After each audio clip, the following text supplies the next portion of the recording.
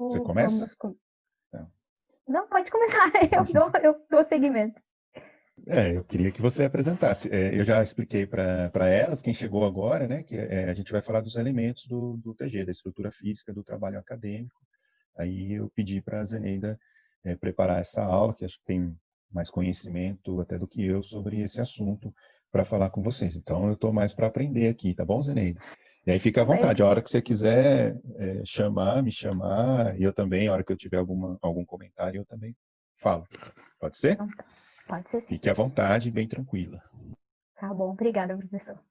Então, hoje nós vamos tratar da estrutura física do trabalho acadêmico. E o que norteia, né, essa estrutura física é a NBR 14724, apresentação de trabalhos acadêmicos.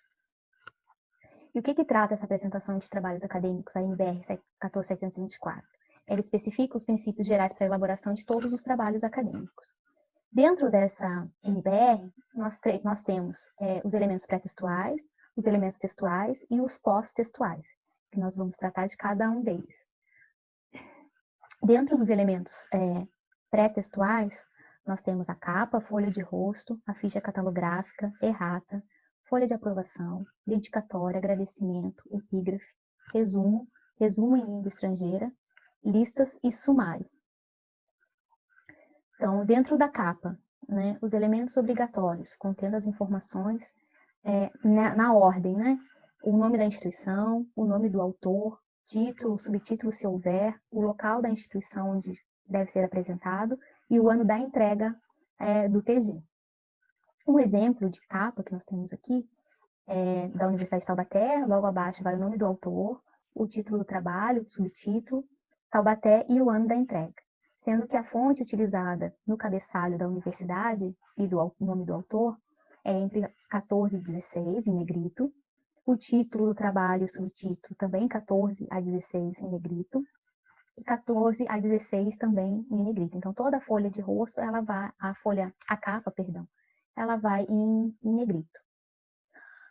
Um outro elemento é a folha de rosto, que também é um elemento obrigatório, onde também nós repetimos os dados, o nome do autor, o título, o subtítulo, se houver.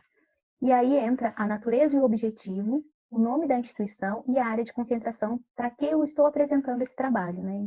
O nome do professor, o local e o ano de entrega. Então, um exemplo aqui que nós temos é o nome do autor, né, o trabalho, monografia, dissertação, aí vai, no caso de vocês, é o trabalho de graduação, né? Apresentado para obtenção de certificação ou para conclusão do curso de pedagogia. No departamento, o nome da universidade, a área de concentração, o nome do professor. Logo abaixo vai Taubaté, São Paulo e o ano também da entrega. A ficha catalográfica, ela deve estar na sequência da folha de rosto. É uma ficha que ela traz todas as informações fundamentais do trabalho. Ou seja, eu vou trazer todas as descrições do meu trabalho. Né? São as normas, o título, vai aqui como ele é organizado, a cidade em que ela foi feita, a editora, o ano, a quantidade no caso, não são páginas quando se trata de trabalho monográfico, tese, dissertação, não são páginas, e sim folhas, porque é só impresso no verso, né? Não tem frente e verso, é só impresso no anverso, ou seja, na frente. E aqui atrás, logo abaixo, eu tenho as palavras-chave, né, que norteiam o meu trabalho. Vai repetir muitas vezes os nomes dos organizadores e dos autores. Quem faz, uma coisa importante, quem faz a ficha catalográfica são os bibliotecários, as bibliotecárias, né, do Sistema Integrado de Bibliotecas da Unital. Né? Eu já vi, inclusive, trabalhos de dissertação que alguém achou que era fácil, né, e fez a ficha. E logo abaixo, aqui nesse exemplo nós não temos, ela também vai em número de folhas, a gente coloca o número como chama? O número de classificação que a gente chama, ou seja, o nome o número de classificação, o número de assunto, perdão. Depois, nós temos a errata. O que é a errata? É uma lista de erros com as devidas correções. Depois que o trabalho está impresso, essa não é um elemento obrigatório. Mas, muitas vezes, os trabalhos eles são revisados, às vezes até mais de uma vez. E algumas vezes esses trabalhos aparecem alguns erros de grafia, algum erro, alguma palavra errada. E aí esta errata, ela é inserida depois que o trabalho está pronto. Então, eu já estou com o trabalho encapado, já está com a capa dura, meu trabalho está prontinho para ser entregue, e eu verifiquei alguns erros.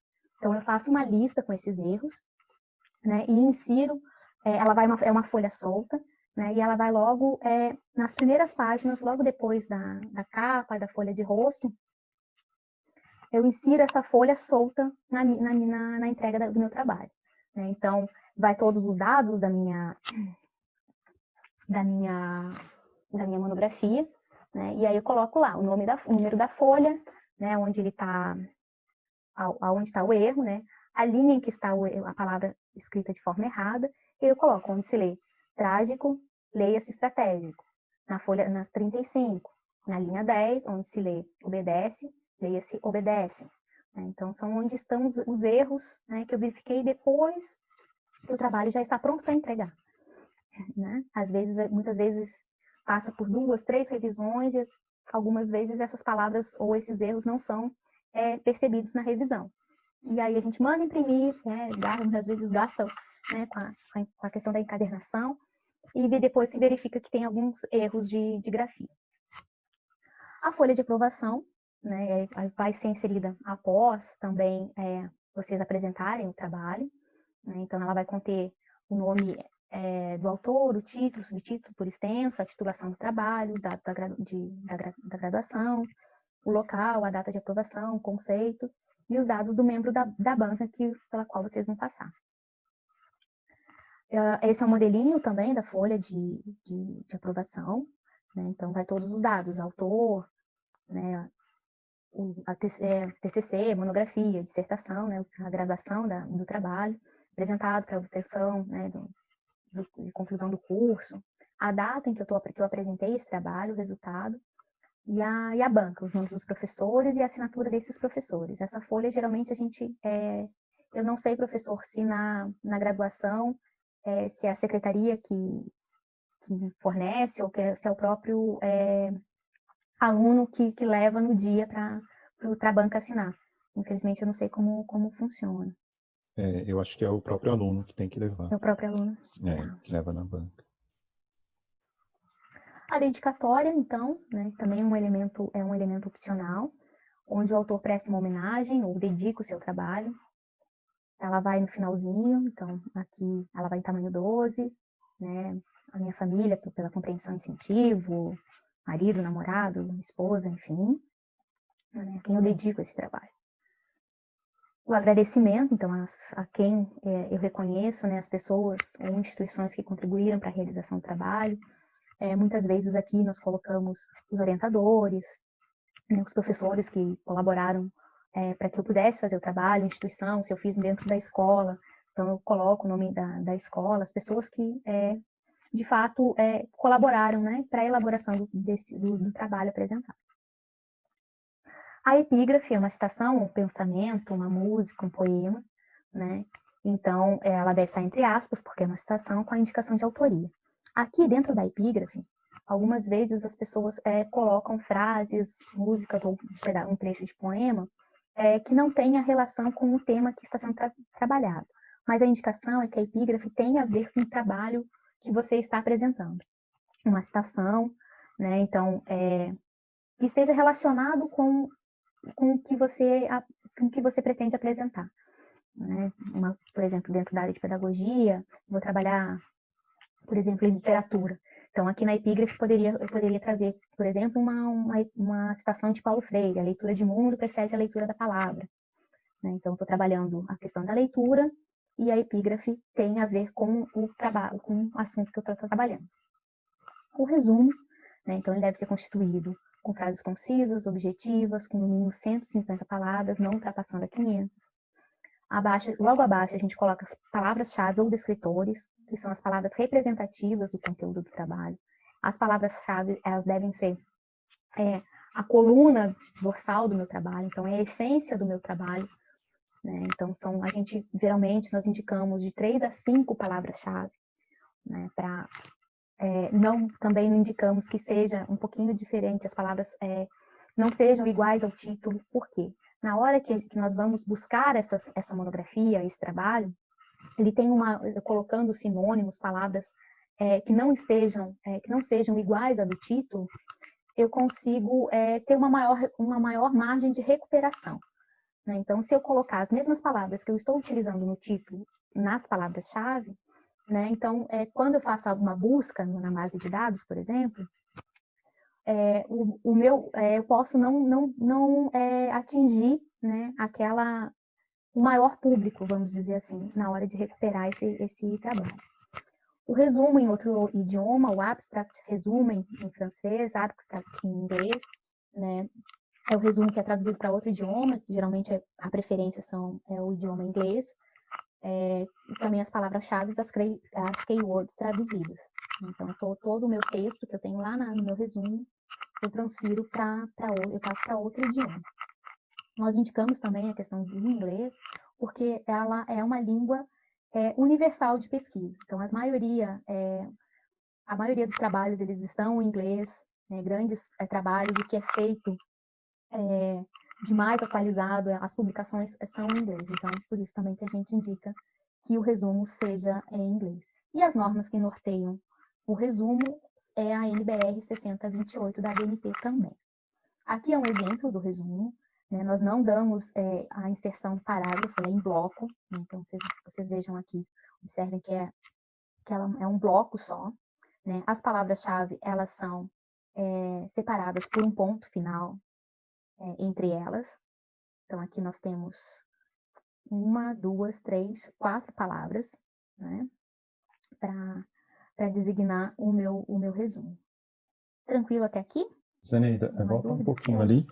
É só reforçar ali no resumo. Deixa eu voltar. A gente vai... Opa.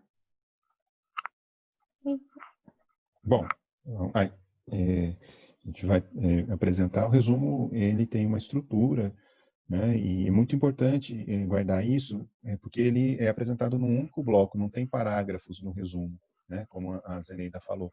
Então, é um erro também muito comum que as pessoas cometem. E ele tem que ter uma introdução, tem que conter os objetivos do trabalho, né? A metodologia e a conclusão do trabalho de pesquisa. Ele tem uma estrutura, acho que tem mais algum elemento, e o desenvolvimento, né?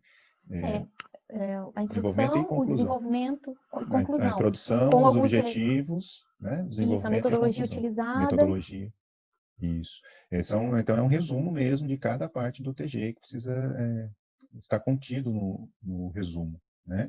E muito importante também, outra informação, é de não reproduzir o abstract feito pela tradução do Google Tradutor, né? É muito falho, tem que passar por um crivo de um tradutor mesmo, né? Que tem alguma experiência. Vocês devem conhecer, se vocês mesmos não têm domínio do inglês, para pedir um auxílio para fazer essa tradução. Era isso que eu queria falar. Então, seguindo, as listas também são elementos opcionais. Então, são um rol de elementos ilustrativos ou explicativos, né? Eu posso trazer tabelas, quadros, gráficos, fórmulas, figuras, mapas, fotografias. E ela aparece na mesma ordem que estão citadas no texto, com a indicação do número da folha, né, em que estão localizadas. Aqui é um exemplo de listas e de figuras, na verdade, aqui é uma lista de ilustrações. E o importante dizer é que até 5 figuras, muitas vezes não é necessário essa lista. Passou de 5, geralmente a gente dá uma média, né, professor? Passou de mais ou menos 5 figuras, é necessário, é de bom tom, utilizar essa lista. Né? Então, para cada tipo, deixa eu só voltar aqui, para cada tipo de figura, né, de ilustração, eu vou ter uma lista. Então, eu vou ter uma lista, por exemplo, eu tenho tabelas e quadros. Então, eu vou ter uma lista de tabelas e vou ter uma lista de quadros. Vou ter uma lista de desenhos e uma lista de fotografias, por exemplo. Então, para cada elemento, são listas diferentes. Tá? Eu não posso ter aqui figura 1, quadro 1. Né? Então, eu vou ter figura 1, 2, 3, 4, 5, uma outra tabela, uma outra lista, né, de quadros, quadro 1, 2, 3, 4, 5, esses elementos eles não vêm misturados, vamos dizer assim. O sumário, né, o que norteia também a 14.724, é o sumário que é o 6027, que é uma norma também da ABNT. Então, são os títulos das partes, onde estão acompanhados os respectivos números das páginas, ou das folhas. Essa é uma estrutura de sumário. Então, o sumário, o título ele vai centralizado, vai em fonte, tamanho 12. E cada elemento desse sumário, né, condiz com os elementos que eu tenho dentro do corpo do meu texto. Então, aqui, na página 6 eu tenho a introdução, na 8 eu tenho os elementos pré-textuais, aqui eu tenho os elementos textuais.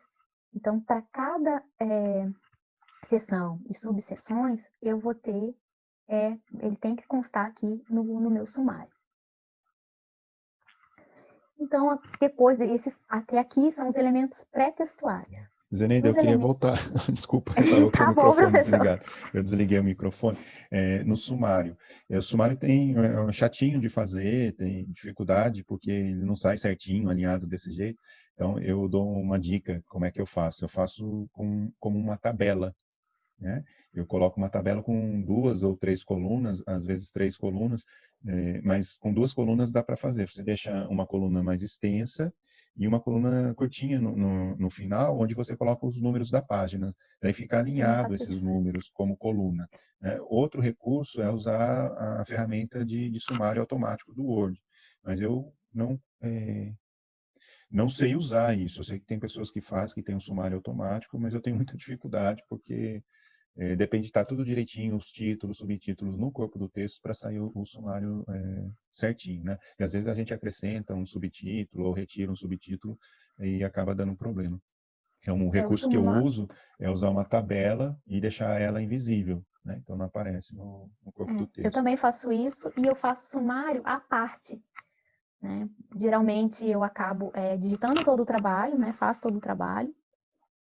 E num outro documento eu faço o sumário, exatamente como o senhor falou. Eu faço 2 colunas, né, tabela invisível, né, e vou colocando os elementos. Aí eu imprimo, na verdade, o sumário e vou ticando, vou conferindo lá o meu trabalho, né? Se eu deixei escapar algum elemento, algum subtítulo, né? Ainda é dessa forma que eu trabalho. Eu também não sei trabalhar com o sumário automático. Podemos seguir, professor? Sim. Sim.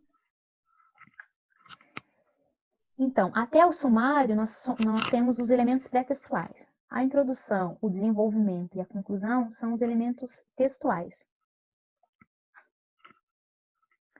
Aqui eu tenho, que a gente estava falando do sumário, eu tenho a numeração progressiva das seções, que também é norteada pela 6024, que também é uma norma da ABNT. Então, eu vou ter aqui os títulos das minhas seções, então eu tenho a seção primária, a secundária, a terciária, quaternária, quinária e as seções não numeradas. No sumário, ela aparece dessa forma. Na introdução, no meu texto, desta forma. Então, vamos falar de cada uma delas. O título das seções. A minha seção primária, ela vai em caixa alta, né, em letras maiúsculas, em negrito. A minha seção secundária, em letras maiúsculas, sem negrito. A minha seção terciária, em negrito, em maiúsculas e minúsculas. A minha quaternária, ela vai em letras minúsculas também e sem negrito. E a quinária, ela vai em itálico. Lembrando que quanto mais eu tenho aqui, número 1.1, tá, pessoal? Eu acabei, deixei escapar na hora de... fica dessa forma. E quanto mais essas seções elas vão afunilando, mais específico é o meu assunto, né? Então, se eu tiver um assunto mais específico que a seção quinária, eu volto lá na configuração da minha seção primária. Ou seja, se eu tiver uma seção sesquinária, eu não sei, em número 6, né? Eu vou ter em caixa alta, em letras maiúsculas e em negrito. Né? Mas, geralmente, nós não passamos da terciária, no máximo a quaternária. Ou seja, quanto mais específico é o meu assunto, mas eu vou ter essa numeração aqui. Quando eu for falar de um novo assunto, eu vou ter lá a seção 2, né? E aí eu vou usar novamente o título em maiúsculo, em negrito, o meu 1.1 sem negrito, em letras maiúsculas também, e assim por diante. As referências, o apêndice, anexo, elas não levam numeração. E aí no texto, no sumário fica dessa forma, e no texto ela vai vir alinhada à esquerda. As referências, o apêndice e o anexo, eles devem estar centralizados. Então, todos os títulos em que eu não tiver essa numeração, ele vai centralizado. O restante, ele vai alinhado à esquerda.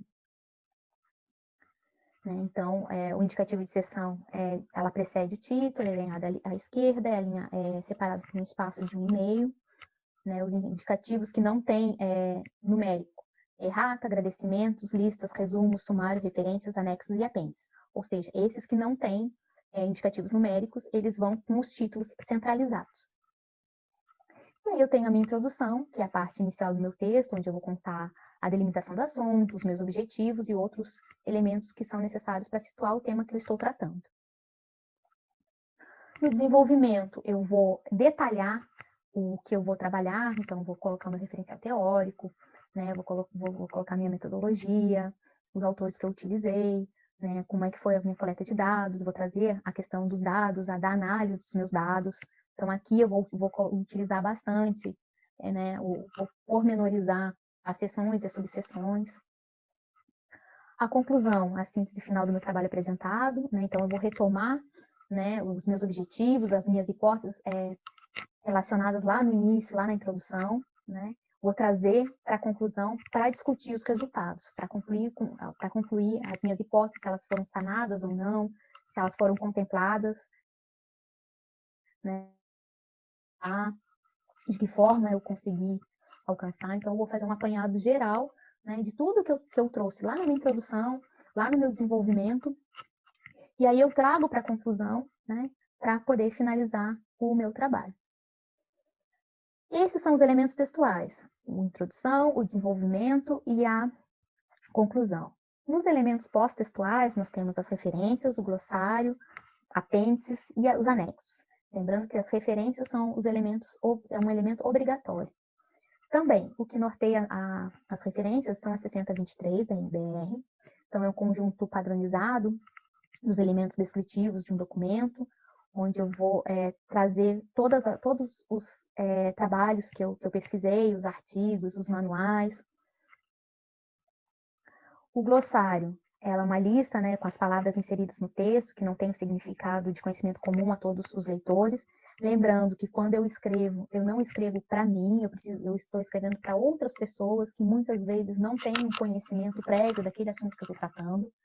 Então, algumas expressões, algumas palavras, né, que possivelmente sejam mais difíceis de entender, eu trago aqui no glossário. É um elemento opcional. O anexo e o apêndice são aquelas roteiros de entrevista,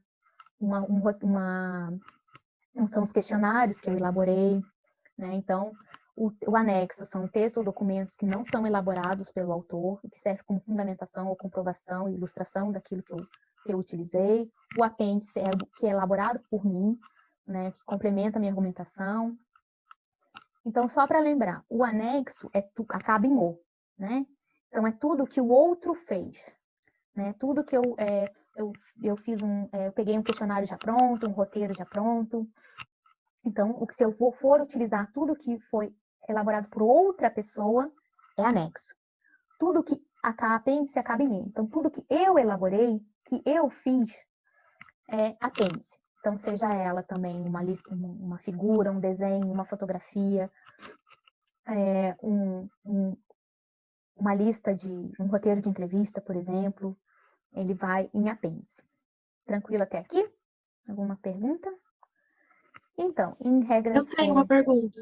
Diga, Rafaela. Quando eu vou, por exemplo, fazer a contagem da página, né?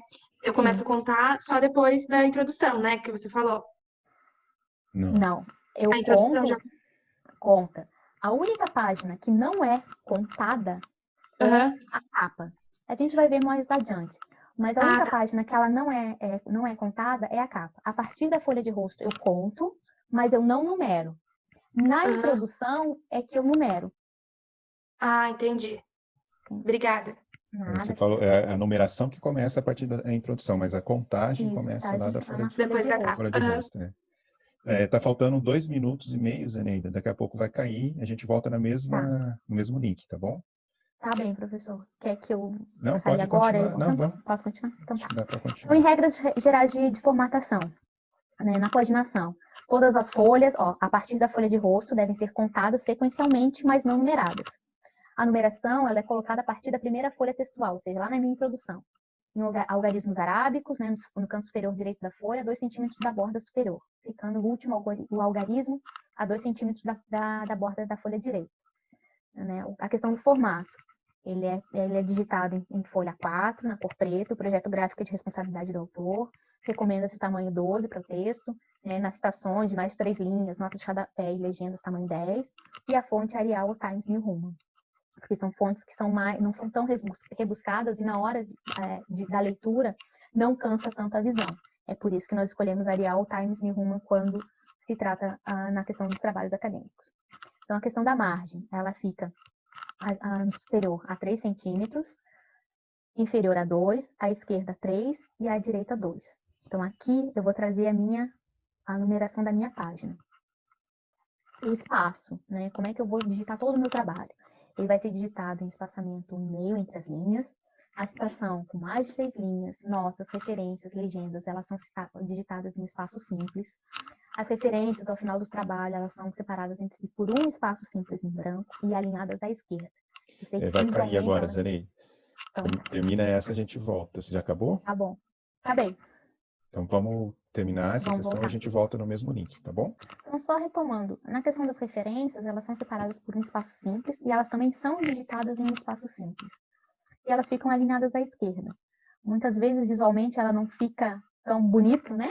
Quanto o restante do texto, mas essa é a forma correta. As notas de rodapé, né? Elas são digitadas dentro das margens, elas ficam separadas por um espaço simples e por um filete de 5 centímetros a partir da margem esquerda. Né? Então, ela fica dessa forma. Lembrando que se forem utilizar notas de rodapé, notas explicativas, né, a minha numeração, aqui, por exemplo, eu tenho o número 2, aqui semi-aberto, por exemplo, ela tem que ficar, a minha nota de rodapé, ela tem que ficar na mesma página. Eu não posso colocar aqui, logo no final, por exemplo, abrir uma nota de rodapé e colocar a minha nota de rodapé em outra página. A nota, ela sempre tem que vir logo depois, na mesma página em que eu estou inserindo a minha numeração de nota. Quanto às siglas, quando nós tratamos de siglas, a BNT, aqui eu coloquei, aqui eu trabalho, depois eu vou alterar. Eu sempre coloco por extenso as palavras para depois colocar as minhas siglas. Por exemplo, a Associação Brasileira de Normas Técnicas, a BNT, Universidade de Taubaté, aí depois entre parênteses Unital, porque nem sempre as pessoas também conhecem as siglas que eu vou utilizar. Depois, no decorrer do texto, logo a primeira vez que eu vou tratar a respeito dessa associação, desse centro, por exemplo, eu vou colocar por extenso e logo depois, entre parênteses, as siglas. No decorrer do meu texto, eu posso tratar somente das siglas. Né? Eu posso falar somente dentro de siglas, para não ficar... A gente também aconselha, na hora que for tratar o texto, né, alternar. Em alguns momentos a gente fala por extenso, em outros momentos usar siglas, para não ficar tão maçante também para o meu leitor. Lembrando sempre que eu não escrevo para mim, eu escrevo para os outros. Então tem que ter esse cuidado. Também nas siglas, eu vou colocar lá na minha lista, caso eu utilize mais de 5 siglas, né? Eu vou colocar lá BNCC, Base Nacional Comum Curricular. Né? Então, se eu for utilizar mais de 5 siglas, eu vou precisar fazer uma lista também lá nos meus elementos pré-textuais. A ilustração também, né? Ela vem na parte inferior, precedida da palavra, né, do que significa aquela ilustração, seguida do número, né, da ordem. Então, eu vou ter figura 1, 2, 3 e 4, quadro 1, 2, 3 e 4, tabela 1, 2, 3 e 4. Jamais eu vou ter tabela 1, figura 2, quadro 3, tabela 4. Então, quando eu for tratar dos elementos, eu vou ter que numerar cada tipo, né, desse elemento.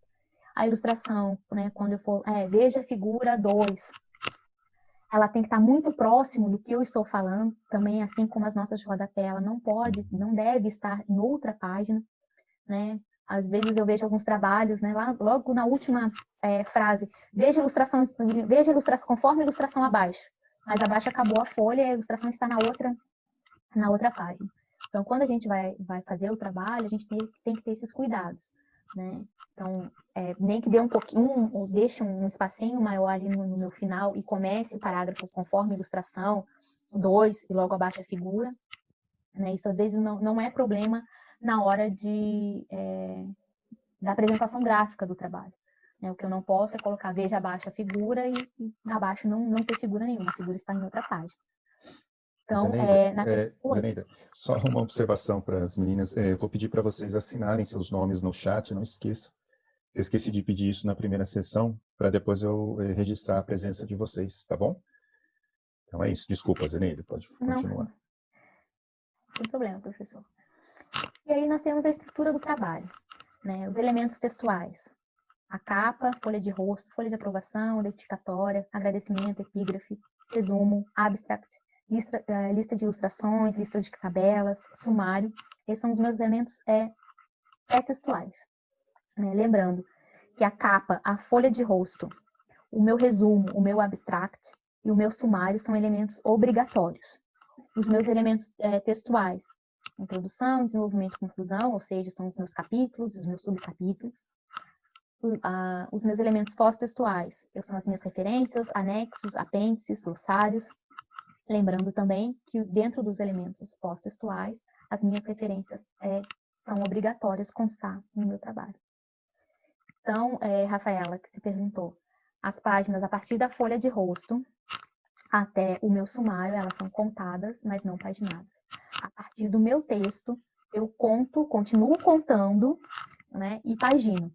Então, até o meu anexo, ele é paginado, certo?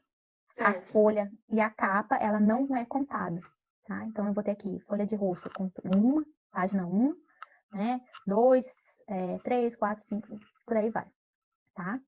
E a partir ali da introdução, vamos dizer assim, é que vai o número da minha página. Na questão da estrutura do meu texto, tá? Aqui é um modelinho. Então, aqui vai meu número de página, né? O meu espaçamento, o meu texto todo, ele é digitado no espaçamento 1,5. Aqui eu tenho a margem de 2. Né? Entre as citações, eu vou deixar uma linha em branco. Lembrando que as citações, quando são em blocos, mais de 4 linhas, é tamanho 10, em letras menores. Né, sem aspas, sem dar aquela abertura de parágrafo, em bloco, que nem um resumo, a gente não dá aquela entradinha de parágrafo. Eu vou ter aqui a 4 centímetros da margem de 3 centímetros, todo o meu trabalho ele é alinhado à esquerda aqui com a margem de 3. O meu inferior é 2, o meu superior é 3. O título ele é alinhado à margem aqui. Meu título, meu subtítulo. Eu vou deixar 2 espaços aqui para começar a digitar o texto. A minha entrada de parágrafo é de 1,25. Eu acho que seria alguma dúvida quanto à estrutura do texto, quanto aos espaços. Não, acho que tem coisas entendeu? importantes aqui, que é a questão da localização do número, que às vezes até eu esqueço como é, né? No canto superior à direita. A questão do parágrafo aqui, do início do parágrafo com recuo de 1,25, né? E essa questão da citação também, que é muito comum também, vir de forma diferente, né? Da norma com da entrada de BNT. parágrafo. Acho que é isso. Bem legal. E é isso, aqui são as referências, né? Tem o guia de elaboração e apresentação de trabalhos acadêmicos da Unital, ele está bem fácil de trabalhar. Né? E as maiores dúvidas existem as normas. Que está lá no EVA, né? Esse guia, guia, sim, coloquei lá como é que é? Nos elementos complementares, né? Informações complementares. Ótimo, muito bem. Meninas, a palavra está com vocês. Eu acho que é bom, depois do dia 10, no dia 17, eu falar um pouquinho sobre o resumo, como é que faz resumo, que é a última coisa que a gente faz no trabalho, mas tem umas regrinhas para fazer resumo que acho que é importante, né? Que contém, o que não contém. Tudo bem? Eu fiz bem rapidinho, né? Porque se a gente for entrar em cada, Ah, é. Não, em mas tá cada ótimo. NBR, né, professor, a gente Hum, acaba levando a noite inteira, né? é. Principalmente na questão na 6023, que são as referências, né? Porque para Nossa, é cada muita tipo de coisa. material a gente tem uma norma diferente, né? E aí é seguir manual, né? É. Tudo bem? Então, terminando aqui, eu vou colocar lá no grupo lá, então, o calendário, tá bom? Para quinta e sexta-feira, para a gente conversar. Zeneida, muito obrigado. Foi Nada, bem professor. bacana sua apresentação. E é isso. Vocês têm mais alguma questão, menina? Alguma pergunta? Então, tá bom. Está à disposição lá no grupo durante a semana, tá bom? E a gente vai conversando. Boa noite para vocês, até semana que vem. Boa noite, Zeneida, até daqui a pouco. Boa noite, até mais, professor. 9h15, tá bom? Tá bem. Então, tá ótimo. Boa noite, gente. Boa noite, menino.